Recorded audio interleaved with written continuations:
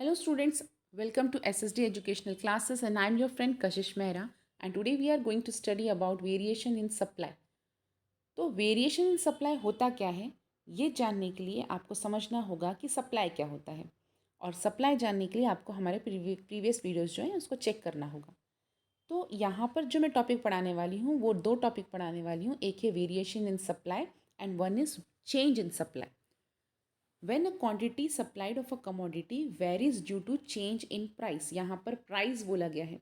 जब भी अगर हमारी क्वांटिटी सप्लाइड जो है वो चेंज हो रही है क्योंकि प्राइस में चेंज है लेकिन बाकी सब फैक्टर कांस्टेंट है, तब इसे हम कहते हैं वेरिएशन इन सप्लाई।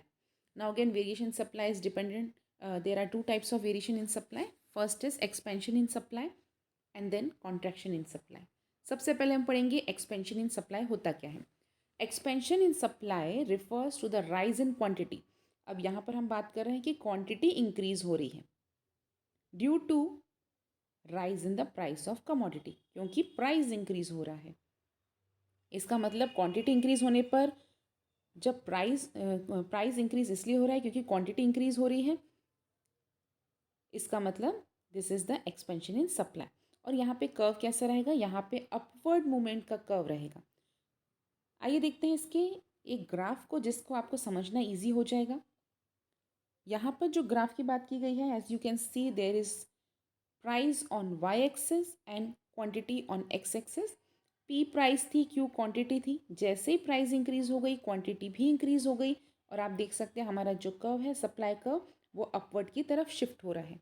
इसे हम कहते हैं एक्सपेंशन इन सप्लाई। अब एक्सपेंशन इन सप्लाई इसलिए कह रहे हैं क्योंकि यहाँ पर प्राइस के इंक्रीज होने पर क्वांटिटी भी इंक्रीज हो रही है। Now we can see second part, that is contraction in supply. What is the meaning of contraction in supply? It means when there is a fall in the quantity supplied due to fall in the price of commodity, this is known as contraction in supply. लेकिन एक बात ध्यान पे रखनी है कि यहाँ पे जो अदर फैक्टर है वो कांस्टेंट रहेंगे। अब यहाँ का मूवमेंट कैसा है आप देख पाएंगे, मूवमेंट जो है ये डाउनवर्ड मूवमेंट है। Let's see with an graph. As you can see in the graph, same way price on Y axis and quantity on X axis. जैसे प्राइस कम हो जाता है क्वांटिटी भी कम हो जाती है, क्योंकि हमारा लॉ ऑफ सप्लाई क्या बोलता है, as price increases quantity supplied increases. तो इसलिए हमारे यहाँ पे जो कर्व है वो डाउनवर्ड कर्व है, दैट इज़ वो नीचे की तरफ आ रहा है। Let's see what is the meaning of change in supply. Change in supply क्या होता है। अब जैसे कि आपने देखा जब मैं बात कर रही थी वेरिएशन इन सप्लाई, तो वेरिएशन इन सप्लाई में आपके प्राइस के चेंज होने की वजह से प्राइस अप हो रहा है या डाउन हो रहा है, उसकी वजह से जब सप्लाई में भी चेंज आता है तो उसे हम कहते हैं वेरिएशन इन सप्लाई। लेकिन चेंज इन सप्लाई का मतलब दूसरा ही होता है। यहाँ पे price remain as a constant, price will be constant and supply will change due to other factors. अब अदर फैक्टर्स कुछ भी हो सकते हैं, प्राइस पॉपुलेशन हो सकती है, इन्फ्लेशन कंडीशंस हो सकती है, कॉस्ट ऑफ प्रोडक्शन चेंज हो सकता है। So there are other factors also जिसको हम बोल सकते हैं change in supply. It is also divided into two part, that is increase in supply and decrease in supply. अब इंक्रीज इन सप्लाई का मतलब क्या होता है, when the price remains same and supply of quantity increases due to favorable change in the other factor, जैसे taxation कम हो जाना, टेक्नोलॉजी का अपग्रेडेशन हो जाना। इसका मतलब प्राइस सेम है, then also supply increases due to other factors, it is known as increase in supply.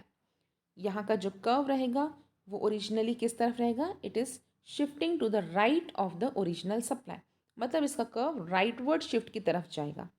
Let's see with a graph. As you can see in the graph, price is shown on y-axis and x is shown on quantity supplied is shown on x-axis. Price हमारा same है। पहले quantity Q थी जो बढ़ गई है Q1 तक। अब ये Q1 तक इसलिए बढ़ी है क्योंकि अदर फैक्टर्स चेंज हो गए। पहले हमारा सप्लाई कर्व था SS, अब हमारा सप्लाई कर्व है S1 S1। अब आप देख सकते हैं आपका जो कर्व है वो राइटवर्ड शिफ्ट हो रहा है। ये राइटवर्ड शिफ्ट हो रहा है इसलिए हम इसे कहेंगे increase in supply. Let's see other topic, that is decrease in supply. What is the meaning of decrease in supply.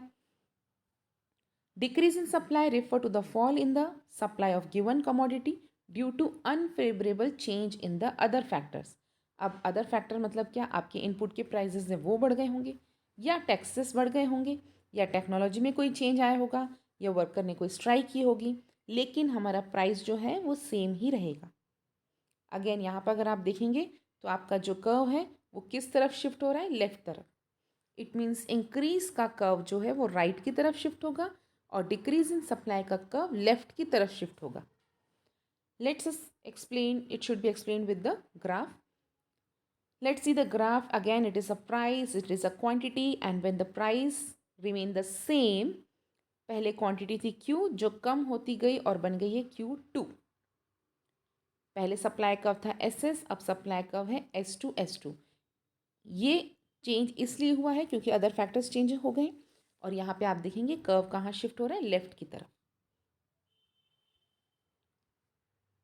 Now what we have concluded that?